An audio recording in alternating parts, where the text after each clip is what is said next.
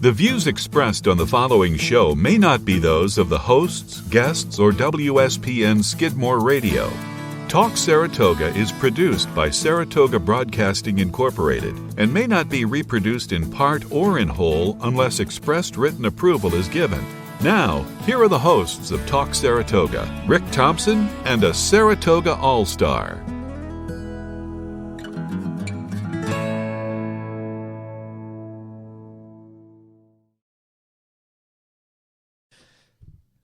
Good morning and welcome to Talk Saratoga. It's been a while and I hope you're having a good time in the rain, but it will turn nice. This morning we have our regular guest from the Thoroughbred Retirement Foundation, Kimberly Weir, who's the Director of Major Gifts and Planned Giving for the organization. Good morning, Kimberly. Good morning, Rick. It's great to be back with you in the studio. Yeah, how about that? I'm telling you, it's great that Zoom is there for us to use, but it's not the same. It is not the same. It is much more fun to sit here with these earphones and the big microphone and to look at you across the desk. Exactly.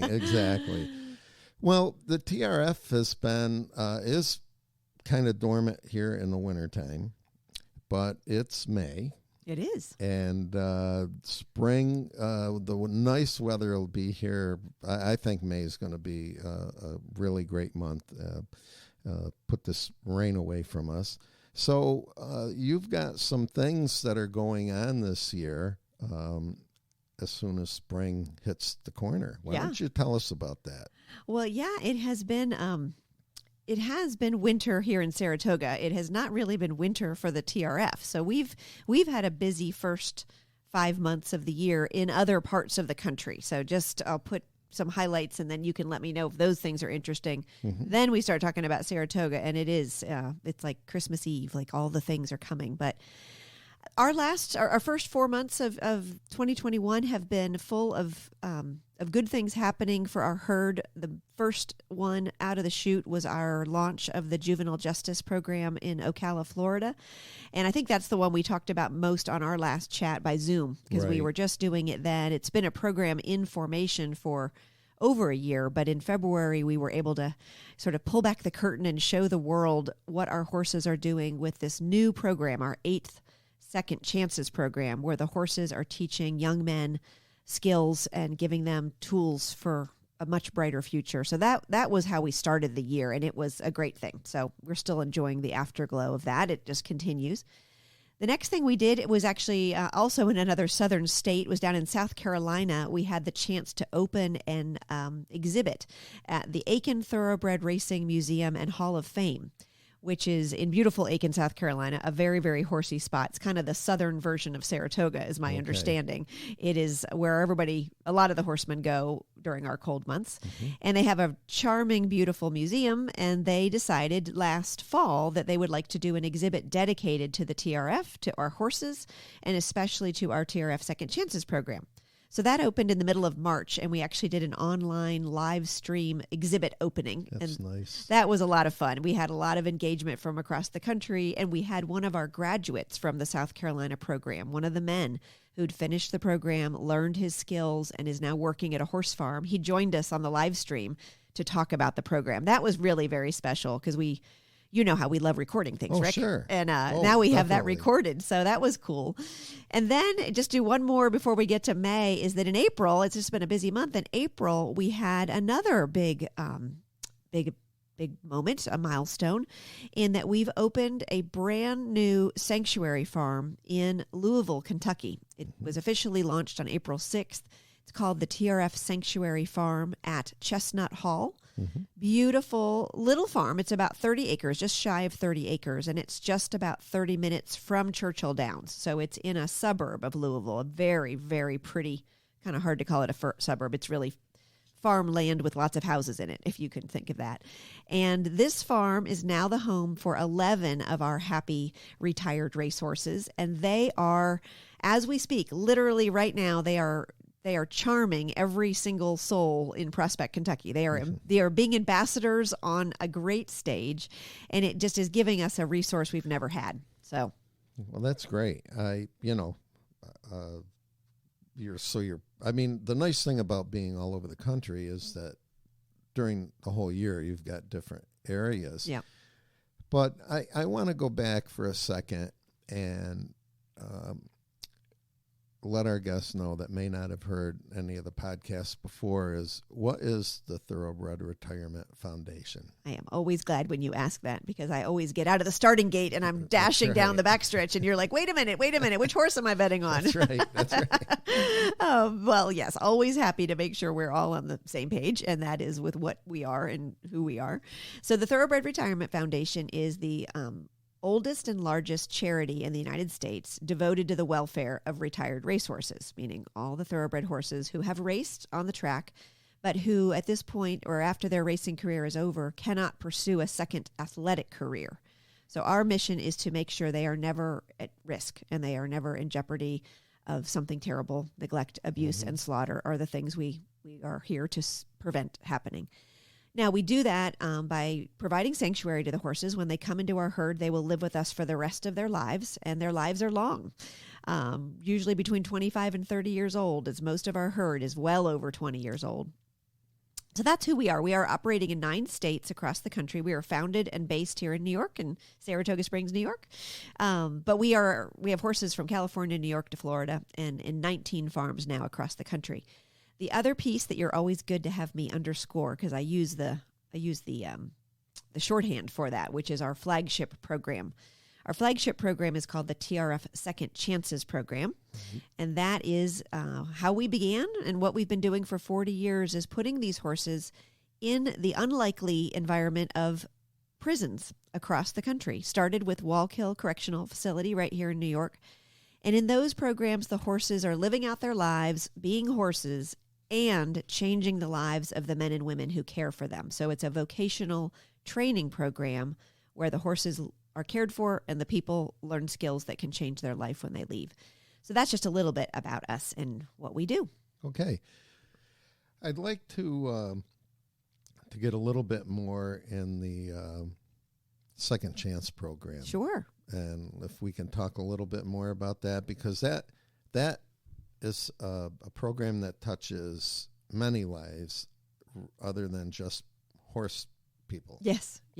So why don't we delve a little more into that? Sure.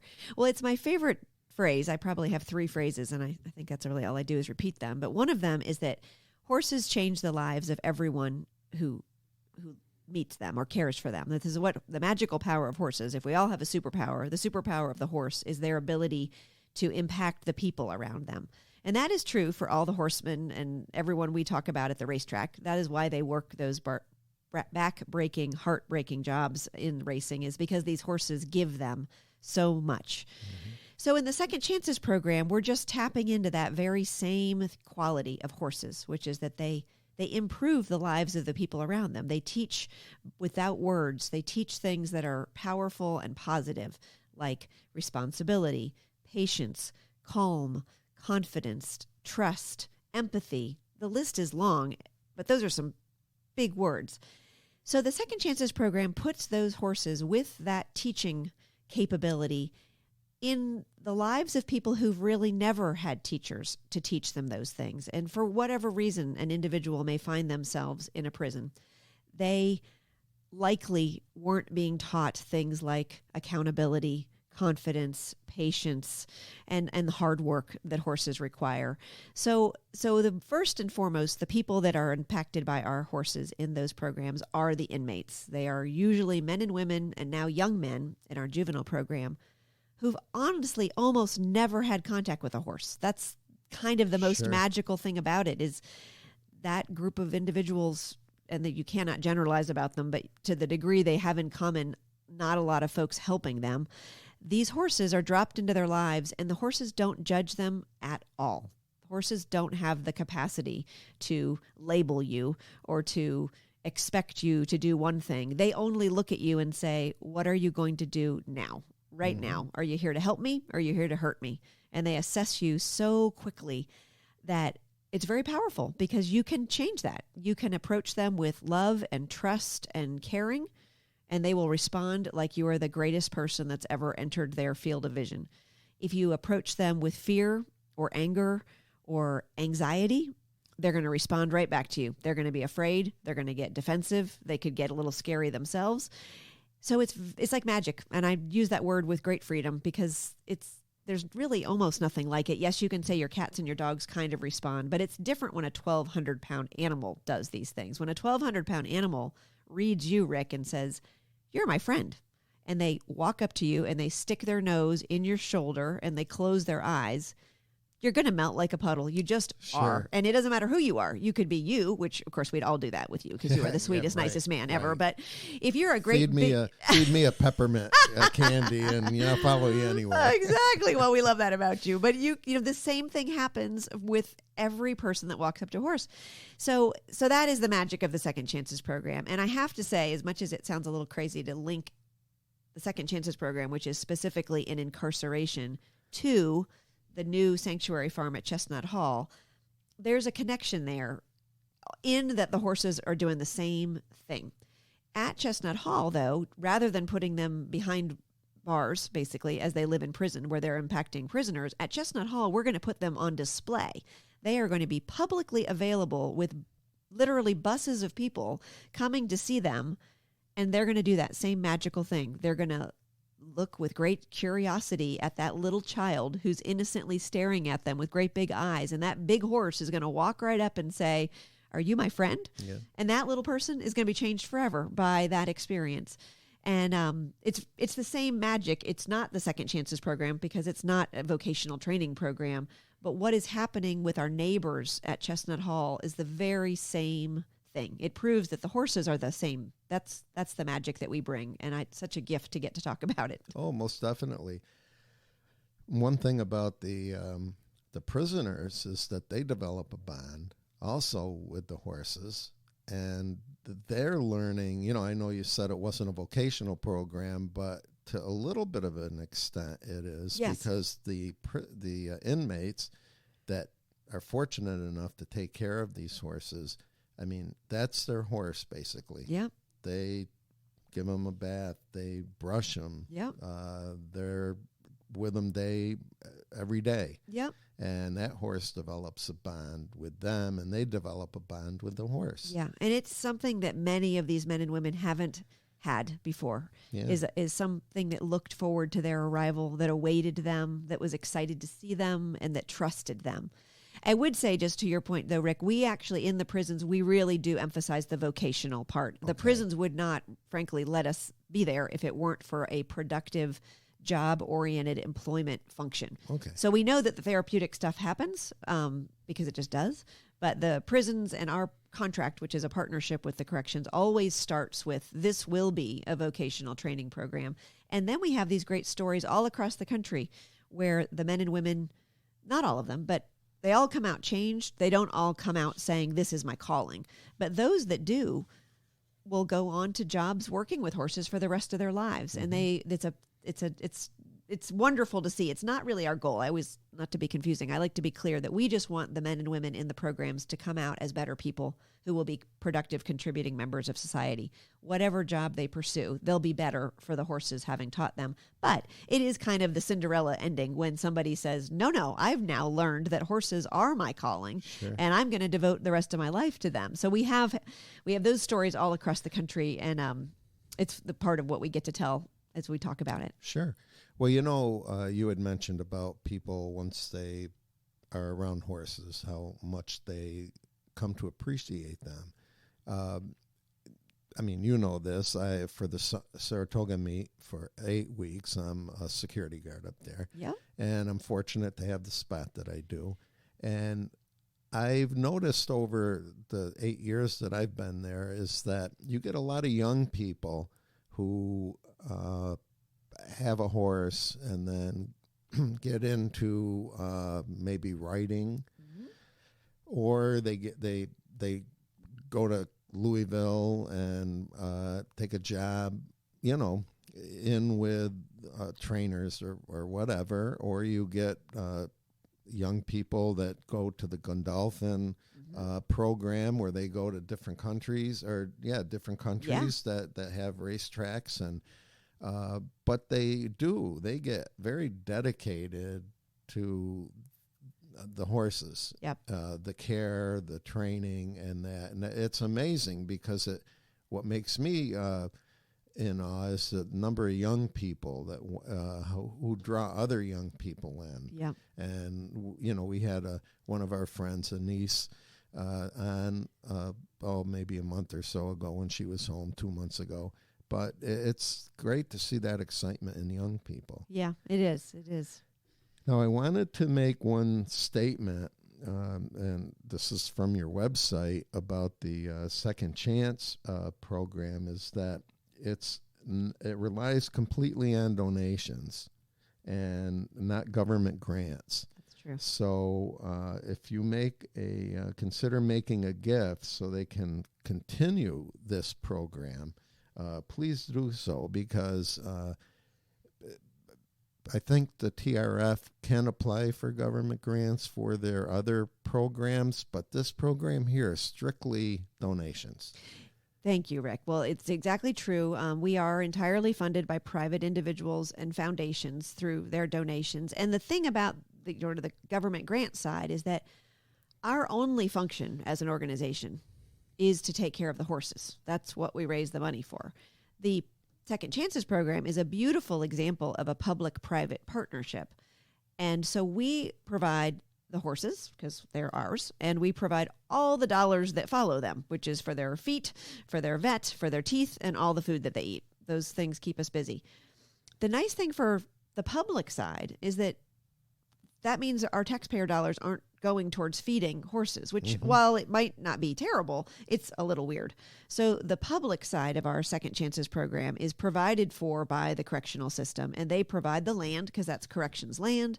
They provide the instructor, who's a person hired by the prison because he or she must be to take care of inmates and oversee them. And then they provide the labor through the inmates. So there is, it's not a grant. It's almost an in-kind donation from the public sector partner. But we have to be there to provide every single dollar that the horses need. And by having that covered, we can continue to do this program, because it just works really beautifully. And we are very optimistic about additional programs because there's a lot of momentum. There's a lot of belief in the program across the correctional system. Now, we work with state-level correctional facilities in each of the 8 states that we're operating, which is wonderful and also a little challenging, because it means any new state, we have to sort of start from scratch. Sure. Right now, we are on the cusp of what we hope will be our expansion in one of the states where we already have a program. That would make a lot more sense, quite frankly. We already have the relationships. We're already a proven entity in given state X. So whether that be New York, whether that be Kentucky, or whether that be Florida, I would say those are the 3 most likely places. Spots. We've been in each of them for decades. It is at the end of the day, to your point, we're able to do what we do because our donors enable us to take care of the horses. And so the horses are essentially free for the prison to use in their vocational training program. Sure. Now, that doesn't stop people from making donations to the TRF. Yeah. Because even though the Second Chances program is great, so are the farms that take care of horses. We had mentioned this before, with the vet bills, putting them up, and the hay that they eat. Oh, yeah. And, that costs a lot of money. So you never turn down dollars from individuals, I'm sure. No. And, it's just, it touches your heart.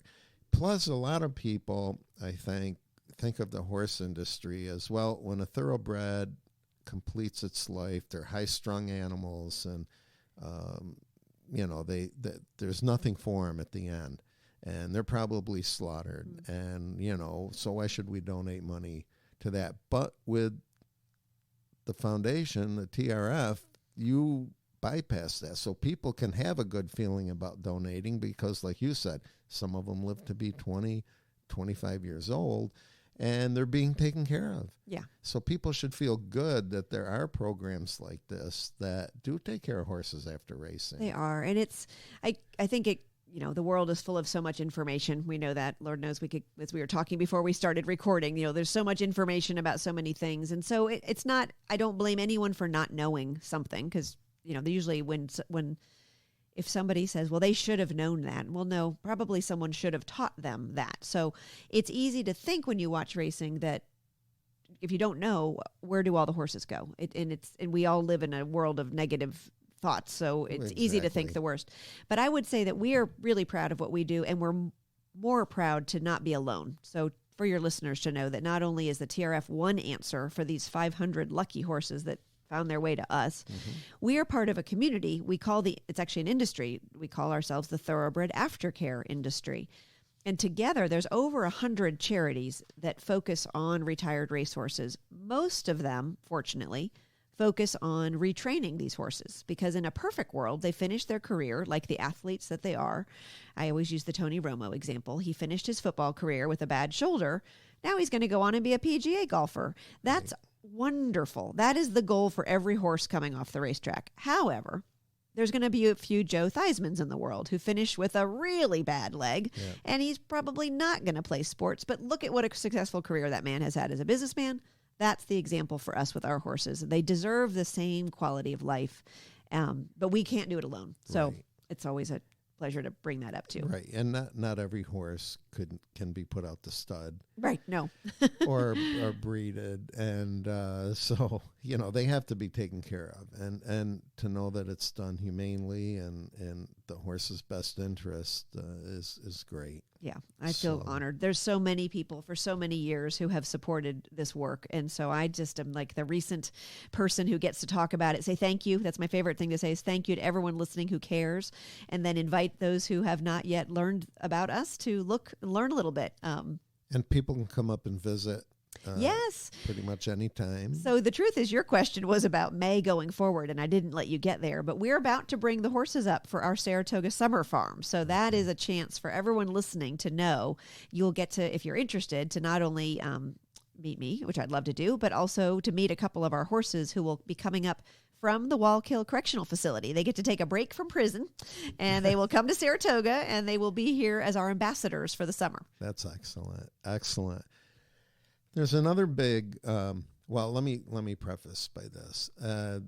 At the Saratoga track, they're resurfacing the Oklahoma side, which is the training track where they work out in the mornings. Not training, but work out. And they're resurfacing that. And a couple of years ago, they built, the Whitney family built a tower that people can go up to and see the track from high. And now they're building dormitories for the backstretch workers, and they're also putting in a medical facility for the backstretch workers, which leads me to a program that you do where the campgrounds. So why don't you talk a little bit about that, because that is a great program, and that is only about 3/4 of a mile from my home. Yes. So. Oh, good. Well, that is, thank you for giving me the chance. I love to talk about my horses, but the horses rely on us humans to take care of them. And the horses at the Saratoga racetrack live and breathe through the care of an incredibly hardworking community, which is the community of the backstretch. It is the unsung heroes. If ever there were unsung heroes in the horse racing world, it's the backstretch community. So I don't necessarily, I take off my TRF hat right now, not because I ever really do. You can see I'm wearing my vest. I'm always wearing my gear. But I, as a private person, other than my work for the horses, my number one volunteer organization, where I put my time when I'm not talking about horses, is with the New York Racetrack Chaplaincy. That is the group that takes care of, one of several groups, but there's a really great community of charities that focus on the welfare of the humans that care for the horses. So for me, they're very intertwined. I can't imagine taking care of the horses without taking care of the people who take care of the horses. So for me, there's not a lot of delineation, but I do want to be clear for the next couple things I say that this is me now speaking as a very enthusiastic volunteer of the New York Racetrack Chaplaincy. It is an amazing group of people who care for a huge community at Belmont, at Aqueduct, and then at Saratoga. But it is very different in here in Saratoga because, of course, the horses are only here a couple months a year, which means the people who take care of them are only here a couple months a year. And the campground project is one that I am thrilled to be a part of. I kind of stepped in shoulder to shoulder with a very dear friend, Mr. Nick Karras, who's the program director at the New York Racetrack Chaplaincy. And Nick is just the kind of guy that makes the world a better place. And he told me when I first met him, which was back when I started and when I moved to Saratoga in 2018, we had our first phone call. And he said, Kim, let me tell you about the campground, which is where the families live that come up for the racetrack. And it's families meaning with kids. It's husbands and wives and children who are not comfortable and probably not even really allowed to live on the racetrack grounds because the children, it's frankly a liability issue. We also just all think we probably wouldn't feel so comfortable with little kids running around. So the campground has been made available through more wonderful people in the Saratoga community so that families can live together, they can stay together, and that the kids can come up to where their parents are working, and they can provide a safe and comfortable environment for families. But he said back in 2018, he said, I have a vision that when those families arrive at the campground, that they open the door to their room or their cabin, and it smells fresh, and there's clean sheets on the bed. Maybe there's a little vase of flowers and a note that says welcome. He said, that would make such a difference for these hardworking folks who upheave their whole lives and move up here, and they don't miss a beat with work. You know, they work in the morning, they drive in the afternoon, and they're back at the barn at 4:00 the next day. If they could just walk in the door and feel like somebody was happy that they were here and that they had a fresh, clean home, he said it would make a huge difference. And I remember that conversation, and I said, Nick, one of my favorite things to do is to make people's dreams come true. So let's try to make that happen. Well, that was 2018. And the truth is we thought about it and we talked about it. In 2019, I was still getting my feet about me, and I got to go see the campground at its full capacity with all the families living there and all of it kind of in its crazy, chaotic beauty. But we were getting our plan in order for 2020. And we thought, okay, we're going to get a lot of volunteers involved out here. We're going to get it together. We're going to do this. 2020 ended up being a very different year, but it actually turned out to be the perfect year for the campground project because as limited as the racetrack was and as limited as the backstretch community was, there was still a need for the families. Right. But they only could open the cabins and the rooms that had their own private restroom due to COVID constraints and safety and security. But that actually made it a kind of perfect way to get started because 10 is kind of a manageable number. What we did last year, and this is where we had a good first year, is we found 10, we called them cabin sponsors. And it was both organizations and individuals, just whatever worked. Each of them identified one cabin that would be theirs, and they just took ownership of it. And they said, not actual ownership, but sponsorship ownership, and said, I'm going to make that place comfortable, warm, and welcoming. Like that was the goal. I'm just going to own this little room or this cabin. I'm going to make it clean and nice. And so when it came time for the families to move up here last July, we ended up with this extraordinary example of the Saratoga community that we are talking to today, rolling out our version of the red carpet, and these 10 families walked in, they opened the doors, and Nick's dream came true. They walked into brand new bedding, flowers, probably too much stuff. Like we all went a little crazy with like the HGTV decor touches, but we had so much fun doing it, and the families felt like we were happy they were here. It was wonderful. Like they were appreciated. Yeah. That somebody was happy to see them. And it made their lives a little easier. It just was one small thing. It wasn't a big thing, but it was a big thing because it was a small thing that made a difference.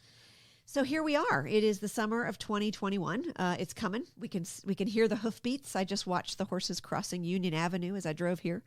And we are right in the midst of gathering our team together for the campground project for 2021. As of you and I sitting here, we expect to still use the same 10 cabin model. That's as of the rules as of this moment, and you and I know they change constantly. Yes. So we are first and foremost inviting those who are interested to join us as cabin sponsors, knowing that we probably don't have a lot of available cabins because the sponsors from last year are basically all coming back. But we still would like to know who's interested because we think by next year, surely we'll need more sponsors. And this year, it's going to change on a dime. And if we get a go-ahead, we will need new sponsors this year. We just don't know when that will happen. And the third thing is that because we've now got our ducks in a row for this year, all the cabin sponsors, we already bought the bedding, we got everything dry cleaned and laundered over the winter, we're like ready to go. We would like to now add some other layers of support to the campground. We are actively seeking volunteers to help with springtime cleanup, to move the branches, to do the raking. We're looking for folks who might want to help with children's programs out at the campground, which could just be an hour or two of babysitting on a Sunday afternoon would really be welcome for those hardworking moms and dads. And then we're also looking to put together a team for some meals that we might provide out there. But the truth is the sky's the limit, and getting to talk about it with you today gives me a chance to put out the call for folks who are interested. And then I do want to give a website because those who are, in fact, before I do that, I will let you ask me some questions because that was just a whole lot of information. Yeah. If you can, could you tell us what a cabin sponsor costs? Yeah, I can. And the truth is I can because at this point it is not something we've set a dollar number on. What the cabin sponsors have done is just provide everything. Okay. So it was sort of whatever you felt like spending because we weren't looking to raise money. We were looking to provide the stuff and the cleaning. It's mostly a service project. Sure. So it's cleaning the bathrooms and it's sweeping and it's vacuuming and it's just making the beds and making it nice. And that's probably, now the chaplaincy, like any good charity, is also, as you're so good to say, they're always looking for dollars and donations. But this is, so that's always welcome, and that's why we'll give the website out. But this is much more of a roll your sleeves up, come help us kind of opportunity. Because I was wondering if, like, there could be 2 or 3 sponsors of a cabin. That's exactly what has happened. Okay, good. Yep. And one of the other things that, I mean, these things just roll in my head. Good. You probably thought about it. I love this. But have you ever approached service clubs like the Rotary, the Lions Clubs, the Kiwanis Clubs to see if they would like to sponsor, maybe all go in as one service club group and sponsor a cabin and maybe have a cleanup crew. Each club could go 1 week, and so that every third week they're there. Yeah. Well, we've thought about it, but we haven't really put the call out there yet. Okay. So let's call today the opening call for that because we think that would be terrific. Sure. Last year again with just the 10, we sort of did what we did with our 10. People were being careful. Now I think service groups are probably looking for things to do, and they're feeling a little more confident about going out into the world. This could still be it's very open. It's a beautiful campground. It's beautiful trees. Everyone's surprised when they walk in that campground because it's hiding. As you said, it's right around the corner really from us here. And you turn in the driveway and it's like you went to some other land. It's just so peaceful. And it just feels like my camp. I went to camp as a kid. I just have that feeling. It smells of the pine needles. Yeah, it feels like you're in the Adirondacks. It does. And I'll tell you one thing. Yeah. That you would not believe that property is in Saratoga Springs, the way that they're using every inch of property. Yes. And it is. It's woods, and it's like a typical camping experience. It is. And what I think what that started as is there's a church on the corner, 29 and Pine Road. Yep. And that was their summer camp program. Yep. And they would have families that would go, and I mean, it would be like living in the woods because it is. It is. It's just it is beautiful, and that wonderful Pine Grove Community Church there, Pastor Mark is a really big part of this project too. I want to say, if you're listening to hear us, just know that Pastor Mark, who is a magical human, is very, very involved and supportive of the program. He and I worked closely together through last summer as we were getting access to the cabins and getting things fixed. So we love the community support of the church, and it is a little bit of a miracle that piece of land is still there. And I think there's a lot of ways to get involved and to explore how to protect that. But we, as the chaplaincy, especially putting on that volunteer role for the chaplaincy, are just grateful that those cabins are there and can provide that sort of peaceful getaway feeling for these hardworking families. And now together as the community of Saratoga, there really is an opportunity to show who we are to these folks. And it's I always say that hospitality is best expressed when extended to a stranger. And that's where we really have that chance Have with that the chance. campground. Because you have to figure that a lot of these backstretch workers aren't only from the New York track. Some of them come up from Florida. I mean, they really follow the trainers Yep. more. Yep. And so they come from big cities and they don't have this opportunity. No. And I don't think people realize how much the backstretch workers do. They're in the background. They're Yeah. never seen. No. And They work all the time. right. All the time. They do. And you and I were chatting earlier about the racetrack and this year and why I do think that the campground could change dramatically quickly. And that is that when the backstretch families come up, they come to follow the horses and with the trainers. But to come to Saratoga is in many ways, it sounds crazy to say, it's a bit of a hardship when you are working in that world, because you're away from all of your other support systems like childcare and schools and all the things that we would, take for granted. But what makes it really worth it to come up here is that there are all these other employment opportunities, and these are hardworking individuals. So when they finish with the horses, most of them will go to their second job of the day, which could be parking lot attendant, working in the food service at the track, working at a restaurant in town. And there may even be a third job. When there are two parents, they're going to work every minute that they're up here. Sure. And those changes at the track, which are going to increase the number of fans, which is going to increase the number of food, which is going to increase the number of tellers, that's going to trickle down. And that's why I actually do think that I'm going to be very glad we recorded this podcast, so that all those service groups and all those interested volunteers are, what I'd love to have folks do is raise their hand now so that we can know who you are before we get the go-ahead. And right, you want to put them in groups so when you have to hit the ground, you've got we're ready. feet ready to go. Yes, And, exactly. Yeah. So you're going to set a few cleanup days in May and June. Yep. And get that ready. And I think your idea of putting the teams so that it's not just one person cleaning up. You get teams that can have fun doing it. Exactly. And you're doing it for a cause that these people really need it. Yes. And I have to take a moment just to say thank you to the folks who did it last year, because they were groups just like you're describing. I mean, I have from my one dear friend, Kevin Murphy. So he's a big-hearted volunteer type. He volunteers for the TRF. He volunteers for the chaplaincy. And he's a young guy. He got a bunch of his buddies together, and he said, let's do this as like something to do to have fun. And I highly celebrate that model. But we also had Temple Sinai, incredibly service-oriented community. They, with their Rabbi Jonathan actually came out for our kind of kickoff when the cabins were ready, almost a blessing of the cabins. We also had a group called Saratoga Immigration Coalition. They partnered up with a group from the PNECC Church. So all are welcome. And that's what we're trying to extend a welcome to these folks, but we're doing it together. And it sort of is a really fun way to bring our Saratoga community together. So all are welcome to volunteer, and there will be plenty to do. Now, inside, is there like light work that can be done? Because I was thinking like the senior center. Yeah. There's many 50 to 55 up. Yeah. I mean, years old, and they may want to get involved, but I'm sure it would be light work. Yeah.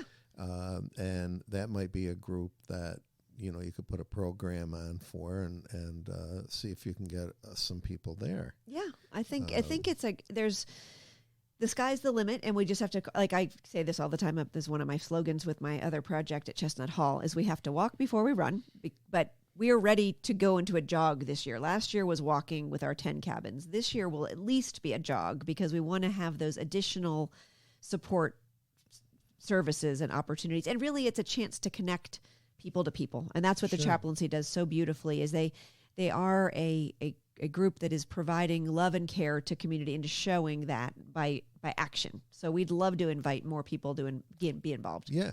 Is the TRF a member of the Chamber of Commerce? Both the TRF and the chaplaincy are members of the chamber. So we did a ribbon cutting out there last year. All the officials of our community came out. Todd Shimkus from the chamber and Carrie Warner, and it's a really great community Effort. opportunity. Yeah. Because there's places like, there's banks that have a cleanup day. Yeah. And they'll go, like, I know Franklin Community Center is one of my pet things. And they'll go and paint fences and do some cleanup on the yards and stuff. And I thought, you could get a business through the chamber. There's so many businesses that may want to use a service day and could come out. And, the chamber is good for that. They're and really I'm sure good at Todd that. would really help out. That's an excellent idea, Rick. Thank you. I actually just had an email to Andrea at the chamber this week about something else, but I love that idea because it's close, it's easy, it's a delight when you get there, and it helps us. I have to say, this is where I guess I have one trick. I'm a one-trick pony. Is that by showing the people of the backstretch and making them aware of how hardworking and genuine they are, then they can care. And it's what I do with the horses. Is if you see the horses, meet the horses, and become aware, then you can decide to care. These are very similar opportunities. Yeah. It's just, what I mean, the racing industry is probably, I'm going to say 50% of what brings people into Saratoga, especially in the summertime. And you don't realize how much of an impact it has on the city and the people that live here, financially and business-wise. I mean, that's when they make their off-season money. I mean, you don't have a lot of people here, even though it's a lot better than it was when I first moved here. There's a lot of people here in the wintertime. I mean, I always say you could go down Broadway in a snowstorm, and there's people walking, there going are, into the coffee shops or whatever. But you don't get the crowds like you do in the nothing like summer in June Saratoga till September. That's right. So, I mean, getting involved to helping out is really neat because you need more people and you need more offerings to the people like the backstretch workers who really don't have anything. They don't get paid. I mean, for the work they do. Oh my gosh. I don't even know what they get paid. I don't even want to think about it if they get paid. But it's really a tough life. And like you said, because the horses, they're dedicated. I mean, that they are dedicated to that. So anything you can do to help out. This is a really, thank you, Rick, for giving me the chance to talk about it and to make everyone feel welcome, because this is a human-to-human extend a welcoming hand. That is what Saratoga is known for. We are a tourist town. We are a resort town. We are a town that welcomes strangers. But these are the folks that don't usually get that special TLC. And doing that, it's a gift that gives back. Sure. And I love doing it. Everyone who was out there with me last summer, we had so much fun, and that's where we just want more folks to come join us. Yep. And I'll tell you, if you think horse owners are uppity and, they own horses, they race them, and if they win, they take the purses, and that's all they do, you've got a lot to learn because most of them take an active role in the community. They do. And support organizations like yours and other organizations that involve horse racing without running or winning a race. Yeah. And we're fortunate with that too. Yeah, I think it's we can always use that golden rule that when you generalize that they're all any one way, you're going to be wrong most of the time. Yeah. Everyone's got a story to tell, and there are a lot of really good folks involved. Oh my gosh, yeah. In this industry, and a lot of good. You know what? You can make friends in a day. Well, you are particularly good at that, Rick. Well, no, but you can. Yes, you can. You can make good friends in a day, and because you have a lot in common with people. Why don't you give that phone number? You have a phone number. Yes, what I thought I would do actually is give the website because it's give the got website. all the information. I have to put my glasses on because that's how it is these days. Oh yeah, hey. So the website I'm going to give is for the Racetrack Chaplaincy of New York, and I'd encourage people to find the volunteer button. And when you submit your little application, it's like 3 questions. Just say you're interested in the Saratoga campground. Okay. Because then I will get all those directed to me. But the website is rtcany.org.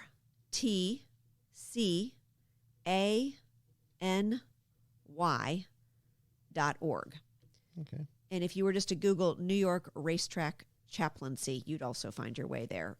But you'll learn a lot about the chaplaincy, which is great. And just go to the little menu button and find the volunteer. Let's see, How to Help is actually what it's called. And you can volunteer, and you can just tell them you want to get involved in the Saratoga campground, and we would love to have folks do that. No. They can also reach out. I'll tell them to also reach out to you, Rick, on your channels, because you can always send them my way. Sure.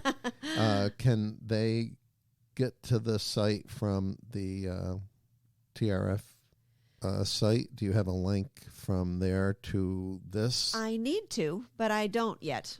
Okay. So I'm going to send everyone straight to the chaplaincy until I have that. That's good. But I want to give the the TRF website TRF too. website. Well. It's www.trfinc.org. Yes. And their phone number is 518-226-0028. And so go to that chaplaincy website, but I'm sure as time goes on, there'll be a link from the TRF, because you can go to the TRF's website and get a lot of information. And they always have a little newsletter there of what's coming up, and you can go back and look at what they've done. And so you can get an awful lot of information there, and take a ride out there to see what's going on, and you'll be very impressed. Yeah. And you have barbecues. I remember last year you had a barbecue drive-through barbecue. We did. I just put in my phone call to the Saratoga Winery this week, and I said, so we are excited about all that. That's how I always like to invite myself back, Rick, is when we have our summer lineup, I want to come talk about it.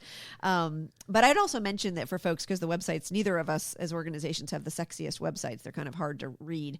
But our Facebook presences are both really active. So the TRF, you can look at Thoroughbred Retirement on Facebook. You can look at New York Race Chaplaincy on Facebook, and you'll also see a lot of what's going on. So it's another way where you can always send a message and say, hey, tell me more about the summer program. We all work so closely together. It'll find its way to me. It's a great group, great group. And we talked a little bit before the show that, I don't know how long ago it was, but we had the volunteer. Yes, Mary was here. Mary was here.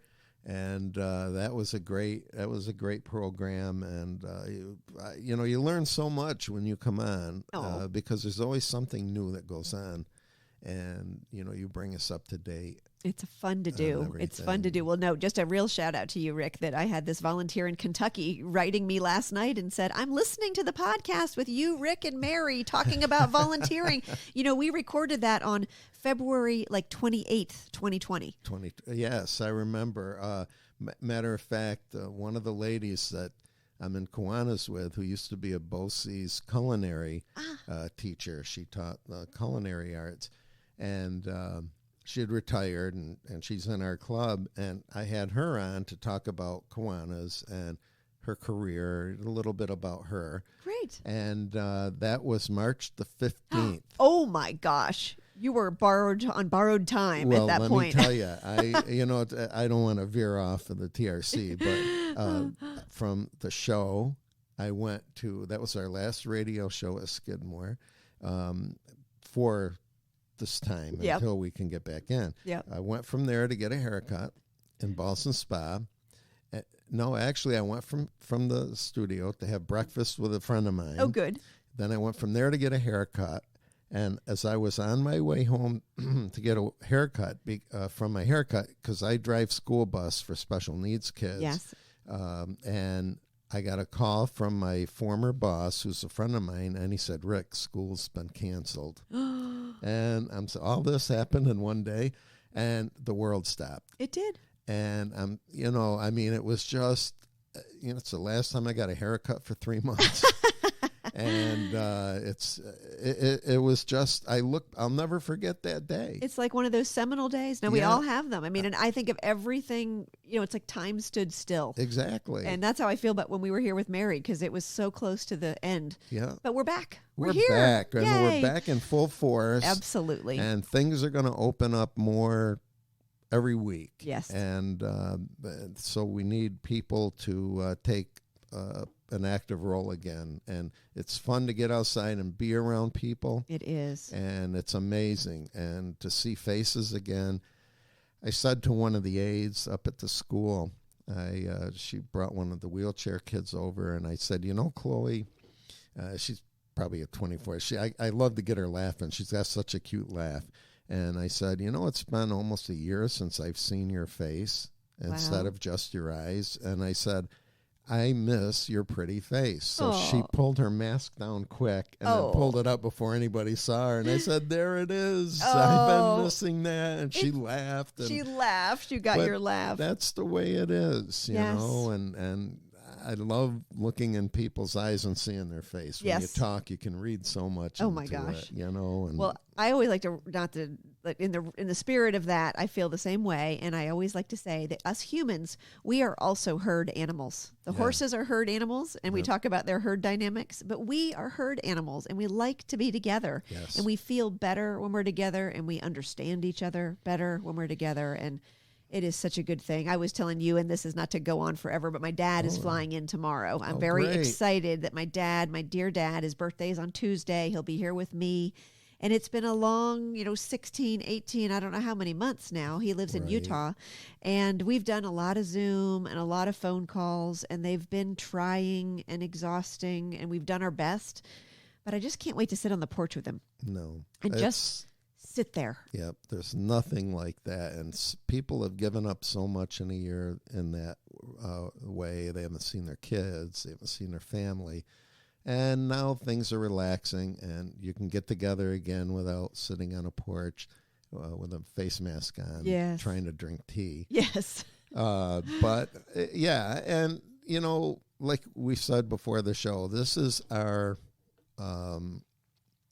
stain on life. Every generation has one. The Depression, the Spanish flu, and a century before that it was something else. And this is our stain that's going to change our lives, like it did with the Depression. My grandparents grew up in the Depression. My in-laws, and they had to learn how to adapt, which carried on through the rest of their lives. And I think we're going to have to do that. Yeah. And you adapt for the better, though. Yes. And so, things happen, and you got to make the best of it. And, it doesn't last forever. That's right. It just changes So- us, and we're a malleable bunch. One question I wanted to ask you. When the horses are in the stalls, Yes.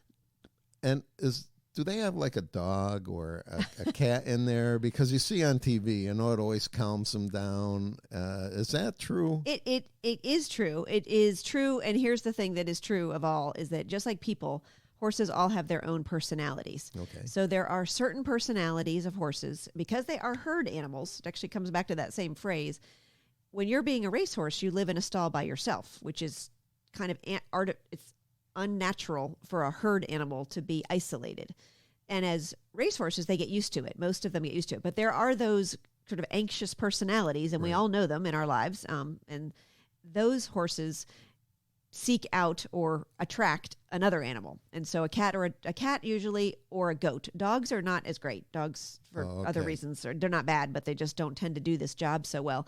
Goats, when you see a horse and a goat, it's because that horse sort of needed a comfort animal. That's like we've seen it with Sure. like almost a support animal. Goats are really good at that job, but cats are too. Cats will sleep on the back of the horse, just happy as could be. That's But neat. it's really fun, yeah, because they all speak. I always say they may not speak the same language. It's probably more like German, French, and Spanish, but they do communicate with each other. Okay, Yeah. sure.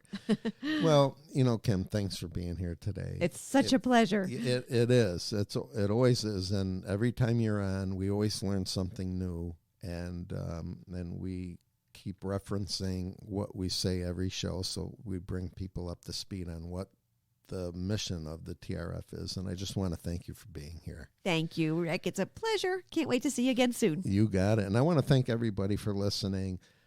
But as a citizen that doesn't work for TRF, think about making a donation. We talked before on previous shows that just the hay alone that the horses eat is a massive amount. And even if you donate $5 or $10 or can afford to donate more, it is a big help, believe me. You can go to the TRF's website again at www.trfinc.org, or give them a call and ask for Kim, or anybody can help you out at 518-226-0028. No amount is too small.